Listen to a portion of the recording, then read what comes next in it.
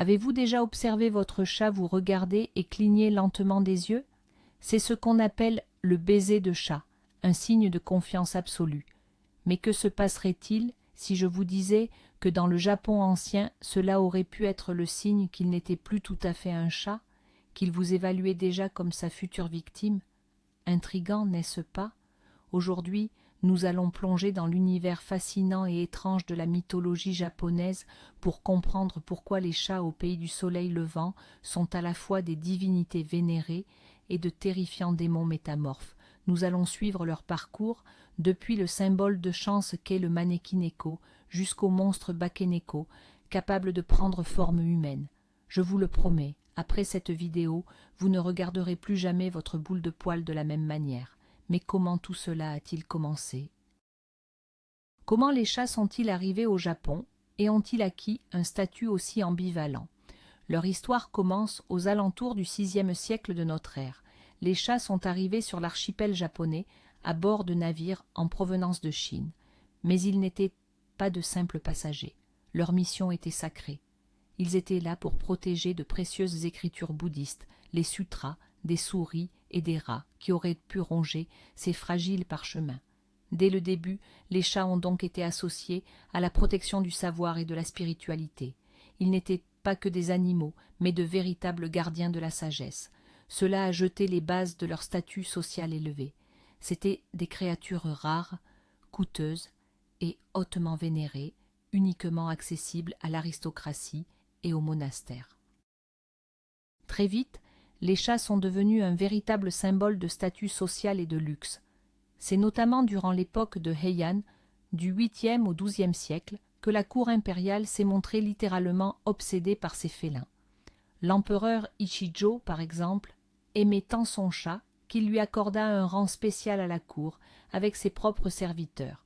Les chats étaient anéparés de magnifiques colliers à clochettes, nourris de mets raffinés, et déambulaient librement dans les appartements du palais. Dans sa célèbre œuvre « Les notes de chevet », la dame de cour Sei Shonagon décrit avec enthousiasme la vie de ces animaux privilégiés. Ils n'étaient pas de simples animaux de compagnie, mais de véritables membres de la haute société. Une telle adoration a conduit à considérer les chats comme des êtres presque divins qui apportaient chance et prospérité à leurs propriétaires. Cet engouement a atteint un tel sommet qu'en 1602, un décret impérial a été promulgué. Celui-ci interdisait formellement de garder les chats en captivité ou en laisse. Il était ordonné de libérer tous les félins afin qu'ils puissent combattre plus efficacement les rongeurs qui menaçaient l'industrie de la soie.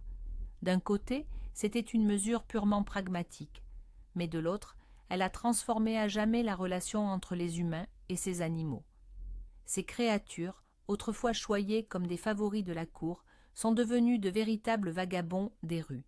Elles sont devenues plus sauvages, plus indépendantes, et finalement bien plus mystérieuses. C'est précisément à cet instant, lorsque les chats ont commencé à vivre une vie propre, dissimulée aux yeux de l'homme, que les premières légendes sombres ont commencé à prendre racine dans l'imaginaire populaire. Mais commençons par le positif. Au Japon, l'image féline la plus célèbre et la plus appréciée est sans conteste celle du Maneki-neko, littéralement le chat qui fait signe ou chat qui invite. Cette figurine de chat, reconnaissable à sa patte levée, orne d'ailleurs presque toutes les boutiques et tous les restaurants du pays. Mais d'où vient-elle? La légende la plus populaire nous ramène au XVIIe siècle, au temple Gotokuji à Tokyo. On raconte qu'un jour, Ii Naotaka, un noble samouraï, s'y abrita d'un violent orage, juste sous un arbre. Soudain, il aperçut le chat de l'abbé, assis devant l'entrée du temple, qui semblait l'inviter à s'approcher en levant la patte. Intrigué, le samouraï s'avança vers l'animal. Au même instant, la foudre s'abattit violemment sur l'arbre qu'il venait de quitter. En guise de remerciement pour lui avoir sauvé la vie, le samouraï devint le bienfaiteur du temple, lui assurant ainsi la prospérité. C'est ainsi qu'est née la légende du chat porte-bonheur. Au fait, le geste du Maneki-neko est loin d'être un simple détail mignon. Chaque élément a sa propre signification. Si le chat lève la patte droite, il attire l'argent et la bonne fortune. S'il lève la patte gauche, ce sont les clients et les visiteurs qui l'attirent. Il arrive aussi de rencontrer des maneki-neko aux 2 pattes levées. Cela symbolise une protection et une prospérité maximale. La couleur de la statuette est également cruciale.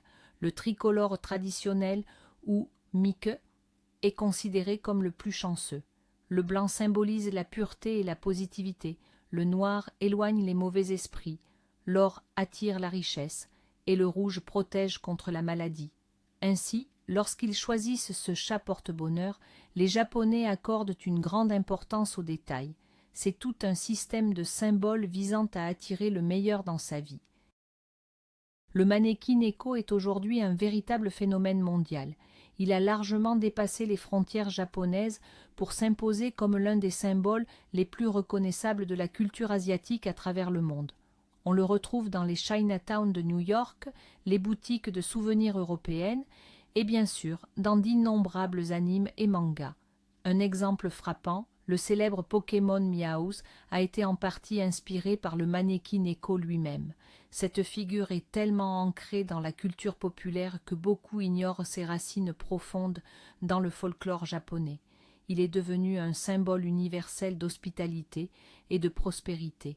Mais derrière cette façade lumineuse et accueillante se cache une toute autre réalité, une face beaucoup plus sombre de la nature féline dont nous allons parler tout de suite. Mais alors, comment cette charmante créature a-t-elle pu devenir un tel monstre? Le tournant dans la perception des chats est survenu lorsqu'ils ont commencé à être associés à la vieillesse et à la mort.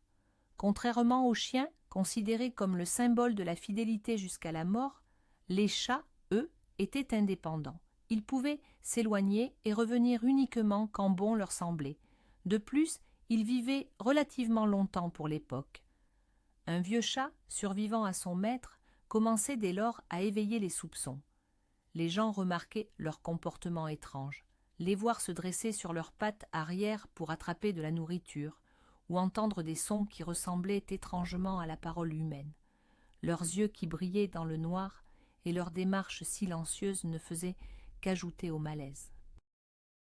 Des rumeurs ont alors commencé à circuler, affirmant que les très vieux chats acquéraient des pouvoirs surnaturels et cessaient purement et simplement d'être de simples animaux. De là est né le bakeneko, le célèbre chat-monstre du folklore japonais. Selon la légende, n'importe quel chat domestique pouvait se transformer en bakeneko. Pour cela, il devait soit vivre particulièrement longtemps, souvent au-delà de 13 ans, soit atteindre un poids conséquent, soit, et c'est le point crucial, posséder une queue exceptionnellement longue. C'est dans cette queue que, disait-on, s'accumulait toute son énergie magique. Une fois transformé, le bakeneko acquérait un arsenal de pouvoirs terrifiants. Il pouvait grandir jusqu'à la taille d'un homme, marcher sur ses pattes arrière, générer des boules de feu spectrales et, capacité la plus angoissante, parler le langage humain. Souvent, les bakeneko cherchaient à se venger des humains qui les avaient maltraités. Ils étaient capables de prendre l'apparence d'un membre de la famille décédé pour tourmenter leur bourreau, allant même jusqu'à dévorer leur propre maître pour usurper son identité et sa place. Attardons-nous un instant sur les pouvoirs de ces créatures. Les bakeneko étaient passés maîtres dans l'art de l'illusion et de la tromperie. Non seulement ils pouvaient parler, mais ils étaient également capables de maudire les humains. L'une de leurs capacités les plus terrifiantes, la nécromancie. On racontait qu'un bakeneko pouvait ressusciter un cadavre en sautant simplement par-dessus lui. C'est la raison pour laquelle on tenait les chats éloignés des corps des défunts avant les funérailles. Les légendes racontent qu'ils forçaient les cadavres à danser, semant la terreur parmi les vivants. On disait aussi qu'ils buvaient l'huile des lampes, un acte qui, croyait-on, leur conférait leur énergie. Imaginez la scène. En pleine nuit, vous apercevez votre chat se tenir debout sur ses pattes arrière, lapant l'huile d'une lampe. Avouez qu'après un tel spectacle, il doit être difficile de retrouver le sommeil. L'une des histoires les plus célèbres et les plus terrifiantes impliquant un bakeneko est celle du fantôme du chat de Nabeshima. Elle raconte l'histoire d'un seigneur du clan Nabeshima qui possédait une concubine favorite. Cependant, un chat maléfique appartenant à son ennemi assassina la jeune femme, but son sang et prit son apparence. Chaque nuit, il rendait visite au Seigneur et lui pompait lentement sa force vitale, ce qui le faisait dépérir mystérieusement. Personne ne parvenait à comprendre l'origine de ce mal étrange. Seul un fidèle garde remarqua que, chaque nuit, l'ombre de la concubine, projetée sur le mur de papier, prenait des contours résolument félins. Finalement, la supercherie fut découverte et le chat-démon fut vaincu. Cette histoire est devenue tellement populaire qu'elle a été jouée d'innombrables fois au théâtre kabuki et elle reste encore aujourd'hui un classique du kaidan, le genre des histoires de fantômes japonaises. Ces histoires terrifiantes ont donné naissance à une superstition tenace au sein de la population. Plus la queue d'un chat était longue, plus il possédait de pouvoirs magiques, et plus le risque qu'il se transforme en démon était élevé. Cette peur est devenue si intense qu'elle a même engendré une race de chats. Le bobtail japonais, avec sa queue courte et enroulée qui ressemble à un pompon, était considéré comme un chat inoffensif ou sans danger. Les gens croyaient que sans une longue queue, le chat ne pourrait tout simplement pas accumuler assez d'énergie pour se transformer en bakeneko. C'est pourquoi on coupait souvent la queue des chatons qui en avaient une longue afin de prévenir cette métamorphose. C'est un exemple plutôt cruel mais frappant de la façon dont la mythologie peut influencer directement le monde réel et même la sélection animale. Mais si vous pensiez que le bakeneko représentait le sommet de l'horreur, détrompez-vous. Il existe une créature encore plus ancienne et plus puissante, c'est le nekomata. Contrairement au bakeneko qui n'est qu'une transformation d'un chat domestique, le nekomata est, lui, un être démoniaque par nature. Sa principale caractéristique, celle qui saute immédiatement aux yeux, est sa queue, fourchue, divisée en deux, comme une fourche. On dit que c'est au moment où le chat vieillissant voit sa queue se fendre qu'il atteint le stade suprême de l'évolution démoniaque. Le nekomata est bien plus malveillant et puissant que le bakeneko. Là où ce dernier cherche le plus souvent à se venger de torts précis, le nekomata, lui, se contente de jouir du chaos et des souffrances humaines. Alors, quelles sont les différences fondamentales entre ces deux démons félins? Premièrement, l'origine. Le bakeneko est un produit du monde humain, la transformation d'un simple animal domestique, tandis que le nekomata est souvent décrit comme un esprit des montagnes, un yokai qui a toujours été sauvage et hostile à l'homme. Deuxièmement, la puissance. Le nekomata possède toutes les capacités du bakeneko, mais il les maîtrise à un niveau supérieur. Au lieu de simples lueurs, il provoque de véritables incendies, capables de raser des villages entiers. Et si le bakeneko prend forme humaine pour tromper ses victimes, le nekomata peut le faire par pur plaisir, juste pour semer la discorde et la mort. En somme, si le bakeneko est le fantôme d'un vengeur, le nekomata, lui, est un véritable démon tout droit sorti des enfers. Les légendes des nekomata des montagnes sont particulièrement effrayantes. Elles évoquent des chats géants de la taille d'un tigre qui vivent au plus profond des massifs montagneux et s'attaquent aux humains. Pour piéger les voyageurs, ils contrefont le cri d'un nourrisson avant de leur sauter dessus et de les dévorer. On leur prêtait d'ailleurs une intelligence telle qu'elles étaient capables de comprendre et même d'anticiper les actions humaines. Ils représentaient l'incarnation d'une nature sauvage et indomptable, profondément hostile à toute forme de civilisation. Ces récits servaient de mise en garde à quiconque osait s'aventurer trop loin dans les forêts de montagnes vierges et inexplorées. La figure de cet immense chat anthropophage s'est ainsi solidement ancrée dans le folklore japonais, où il est considéré comme l'un des yokai les plus redoutables. Il existe par ailleurs un autre lien, à la fois fascinant et sombre, entre les chats et la culture japonaise, plus spécifiquement les anciens quartiers de plaisir. Les geishas et les courtisanes y avaient souvent des chats comme animaux de compagnie. Ces félins, tout comme elles, étaient perçus comme des créatures gracieuses, mystérieuses et maîtresses de leur propre destin. Une légende raconte d'ailleurs l'histoire d'une geisha qui fut tuée par erreur par son protecteur. Il crut que sa fidèle chatte l'attaquait, alors qu'en réalité, l'animal tentait désespérément de l'avertir de la présence d'un serpent au plafond. Après la mort de la chatte, son esprit revint hanter et se venger de son bourreau. Cette histoire illustre comment, même mue par la vengeance, la loyauté féline pouvait devenir une force motrice, ajoutant une touche de tragédie et de profondeur à l'imagerie démoniaque déjà associée au chat dans le folklore japonais. La croyance en un lien entre les chats et le monde des morts était autrefois extrêmement tenace. Au-delà de leur capacité supposée à ranimer les cadavres, on les disait capables de dérober l'âme d'une personne mourante. Ils étaient également étroitement associés au vampirisme. Une légende raconte notamment l'histoire d'une chatte vampire qui, la nuit, buvait le sang des dormeurs, les menant lentement à la mort. C'est d'ailleurs à cause de ces craintes qu'au Japon est née la tradition de ne jamais laisser un chat en présence d'un défunt. La peur était que l'animal puisse non seulement souiller le corps, mais aussi s'emparer de l'âme du défunt, l'empêchant ainsi de trouver le repos éternel.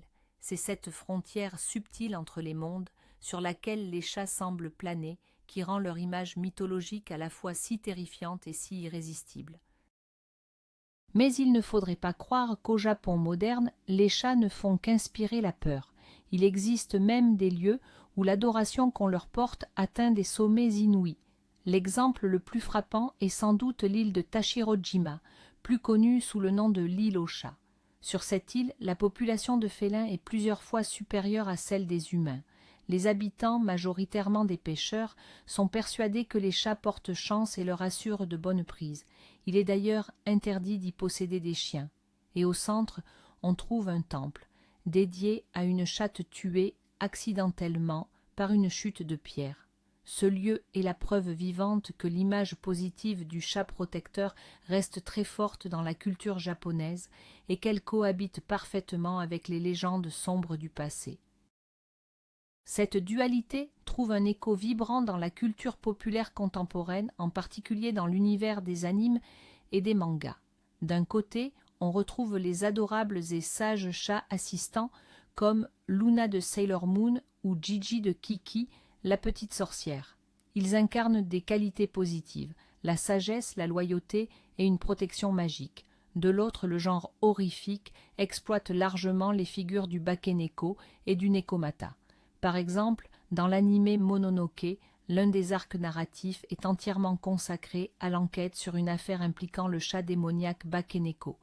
Les auteurs contemporains joignent brillamment sur ce contraste en créant des personnages à la fois charmants et mortellement dangereux, ce qui traduit parfaitement l'essence de leur prototype mythologique. Mais pourquoi le chat justement ? Qu'est-ce qui a fait de lui le réceptacle d'une symbolique si complexe et si ambivalente ? La réponse réside dans sa nature profonde. Le chat est un être de l'entre-deux. Il vit à nos côtés, mais ne nous appartient jamais complètement. Son indépendance, ses échappées nocturnes, son déplacement silencieux et ses yeux qui luisent dans l'obscurité ont toujours suscité chez l'être humain un mélange d'admiration et d'une peur ancestrale. Il peut être incroyablement affectueux à un instant, et d'une froideur distante l'instant d'après. C'est un petit prédateur qui vit sous notre toit.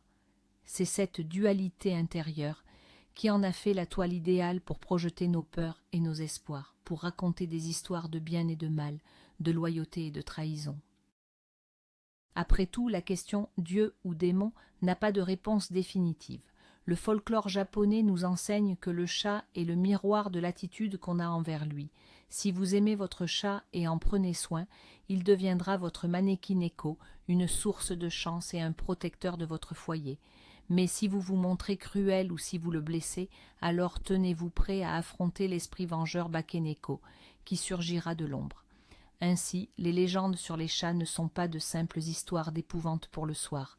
Ce sont de profondes paraboles sur le karma, la responsabilité de nos actes et l'idée que même la créature la plus petite et, à première vue, sans défense, peut détenir une puissance colossale, capable à la fois de créer et de détruire. Nous voici au terme d'un voyage incroyable. Nous avons parcouru un chemin étonnant, allant des vénérables gardiens de parchemins et favoris impériaux jusqu'aux terrifiants métamorphes capables de manipuler les morts.